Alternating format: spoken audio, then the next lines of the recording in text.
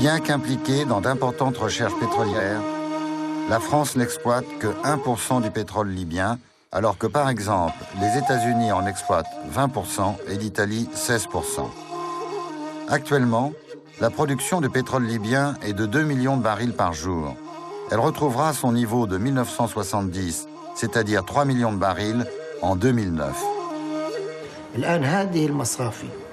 Nous avons lancé des appels d'offres aux sociétés étrangères afin qu'elles collaborent avec nous pour ces raffineries. Nous sommes donc en négociation avec ces sociétés pour deux raisons. La première, c'est le développement de ces raffineries, c'est-à-dire la croissance de la production et l'amélioration des performances de ces raffineries grâce à la participation de sociétés étrangères pour en améliorer la gestion et favoriser les investissements extérieurs. Mais la majorité des sociétés nationales sont elles aussi intéressées. C'est la première fois qu'un chef d'État français se rend en Libye. Maintenant, tout le monde se bouscule au portillon de Tripoli. Dans l'espace de 2 mois après cette levée d'embargo, on a vu tout le monde, tous les présidents, tous les chefs d'État occidentaux qui étaient là.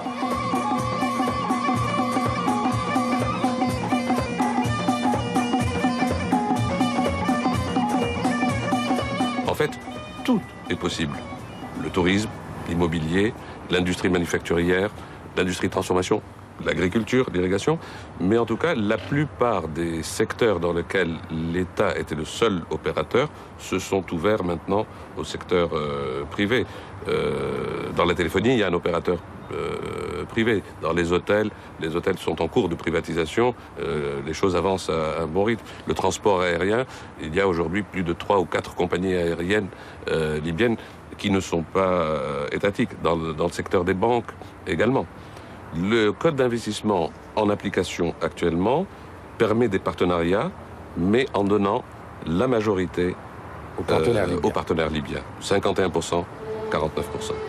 Avec plus de 1500 km de côte méditerranéenne à aménager, la Libye fait aussi rêver tous les opérateurs touristiques occidentaux. En ce qui concerne les mesures touristiques, nous avons axé notre travail sur des atouts importants pour l'investissement.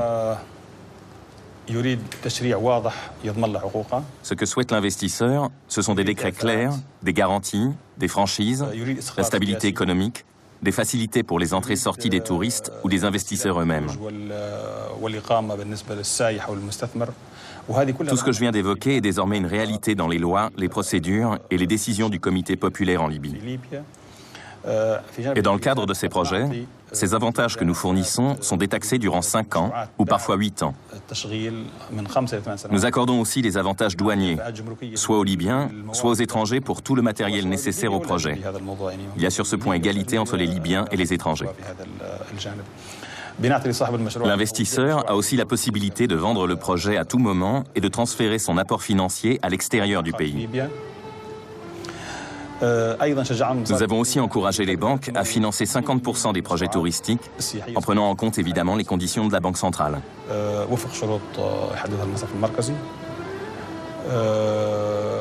Voilà les éléments majeurs en ce qui concerne l'investissement. Quant à la sécurité en Libye, c'est un pays sûr. Depuis 36 ans, il n'y a pas eu d'acte terroriste. Depuis la fin des années 90 et notamment l'an 2000, il y a eu une sorte de curiosité qui a poussé nos compatriotes à venir découvrir ces trésors. Mais il y a eu entre-temps, le 11 septembre 2001, la guerre sur l'Irak, les troubles en Palestine. Tout cela a aussi ralenti le flux de ce que peut être le tourisme de demain dans ce pays. Une mamelle économique, mais aussi un énorme vivier de connaissances et de savoir de ce qu'a été notre passé en Méditerranée. La Libye est donc un pays riche en train de devenir encore plus riche. Depuis la levée de l'embargo américain en 2004, l'argent y abonde. Le peuple libyen, cher à Kadhafi, en est-il le premier bénéficiaire? Eh oui, le résultat n'est pas toujours au rendez-vous. La redistribution n'est pas toujours là. La redistribution se fait selon un processus qui est particulier. C'est-à-dire qu'un certain nombre de produits, jusqu'à présent, ont été subventionnés, dans ce sens où l'État revendait aux citoyens des produits en dessous du prix auquel il l'achetait. C'était une façon de redistribuer la manne pétrolière. Depuis quelques mois, les droits de douane ont été supprimés. Et c'était une façon de dire l'État n'a pas besoin de redevances pour boucler son budget, puisqu'il a la manne pétrolière. Nous abaissons donc les droits de douane pour permettre aux citoyens d'augmenter son pouvoir d'achat. Le prix de l'essence ici est de 6 centimes le litre. Vous allez faire rêver les Français. C'est vous dire si c'est de la redistribution. Effectivement, ça peut faire rêver en Europe.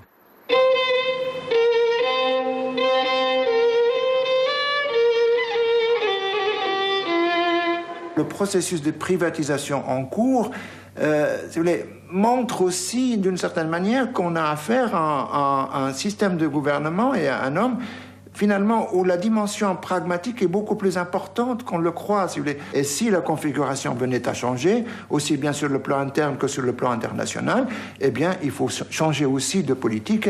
Il y a là une dimension pragmatique, vous voulez, qui contraste de nouveau avec l'image qu'on a de quelqu'un qui en a tendance à présenter plutôt comme un dogmatique, si vous voulez, plutôt que comme un pragmatique. Et cet homme qui passe son temps à lire a envie que son peuple lui-même accède au savoir. Et toujours cet homme du désert va réussir à faire de la femme libyenne, par exemple, totalement analphabète en 69. Une femme alphabétisée à plus de 90% aujourd'hui. Les gens vont à l'école, les enfants vont à l'école. Ils ont accès à l'éducation, à l'enseignement, au savoir. Les droits de la femme existent en Libye dans plusieurs domaines. Par exemple, celui de l'éducation, du droit. Les femmes ont eu la possibilité de devenir avocats, dans la médecine, dans l'ingénierie, dans tous les domaines. Et le taux de femmes dans l'éducation est le résultat de l'obtention de ces droits.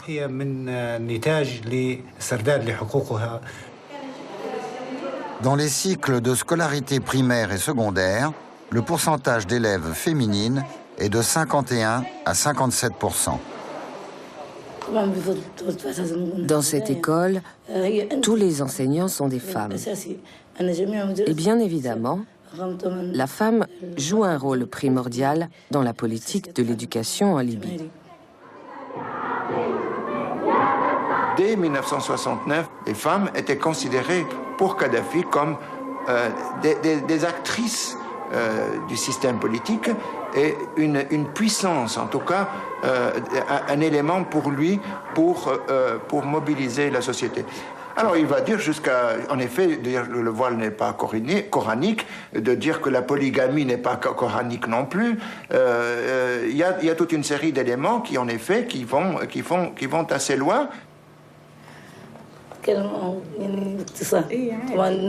Je travaille dans l'enseignement depuis 1967. Et l'école, c'est ma première maison. Je n'ai pas d'enfants, seulement les enfants de l'école. Je travaille de 6h à 22h et parfois jusqu'à minuit. La société ne m'intéresse pas. Ce qui m'intéresse, c'est la génération qui vient.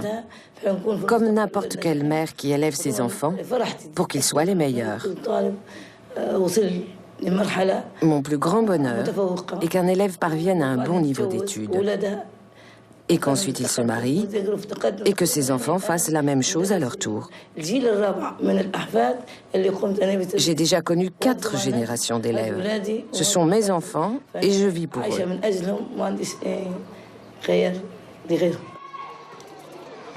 C'est une constante de la politique de Kadhafi, et cette constante est que, au fond, une société arabe reste une société musulmane dans la mesure où elle doit rester fidèle à l'esprit du Coran, mais les sociétés musulmanes doivent se transformer. Et la première des transformations, c'est de transformer le statut de la femme, c'est d'en faire une personne égale sur le plan des droits et des devoirs à l'homme. Et ça, ils considèrent que c'est un enjeu de taille. Ils le considéraient déjà en 69, et ils le pensent toujours.